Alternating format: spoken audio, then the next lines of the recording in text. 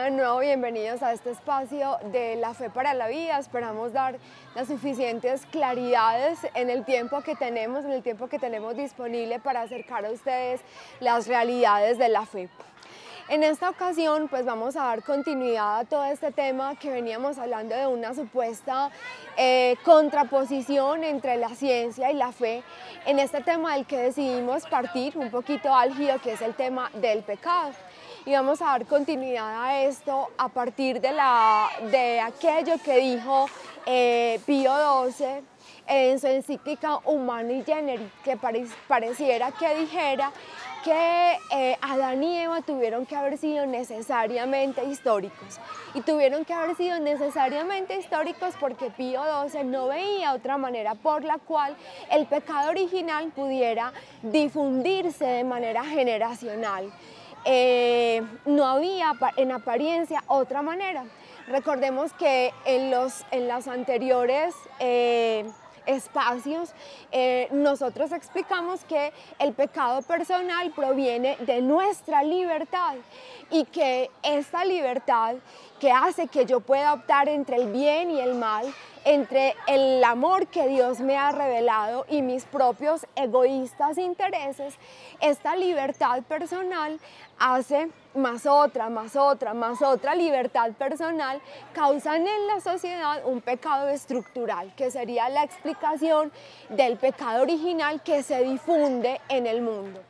Y así como Cristo no tuvo que ser necesariamente pariente nuestro para poder ganarnos su gracia, porque Cristo no tuvo descendencia, entonces pues de la misma manera Adán y Eva no tuvieron que haber sido históricos para poder nosotros haber heredado, entre comillas, el pecado, porque no es una herencia, sino una opción personal, que más muchas otras opciones personales se convierten en una estructura de pecado, que a medida que vamos naciendo en medio de estas estructuras de pecado, pareciera que el pecado está como dentro de nosotros, arraigado a nuestra vida, de tal manera que no pudiéramos salir de él como si lo hubiéramos heredado.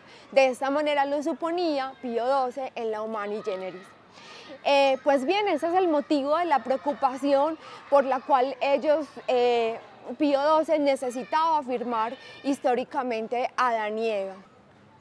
Cuando Adán y Eva pierden el derecho, de acuerdo a este relato, a permanecer en el paraíso, pues por haber desobedecido a Dios, por haber optado libremente por negarse al amor de Dios, este relato que nosotros podemos leer en Génesis capítulo 2 está hecho del molde de la alianza cuando el pueblo de Israel estaba ya en la tierra prometida, había recibido ya la ley de Moisés, y entonces fíjense el paralelo.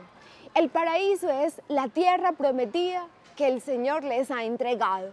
Ese es el paraíso, la tierra prometida que el Señor les ha entregado después de haber salido de Egipto en la historia de la salvación.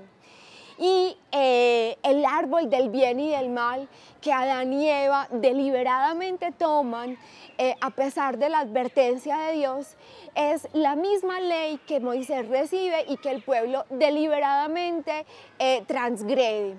Y entonces, a consecuencia en el paraíso de haber transgredido la ley y haber comido del árbol del bien y del mal, Adán y Eva son expulsados del paraíso.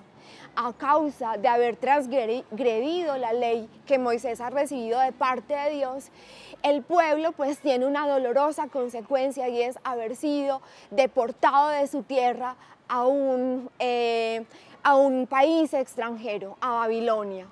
Fíjense cómo este relato de Adán y Eva está hecho del mismo molde de la alianza del pueblo de Israel con el Señor.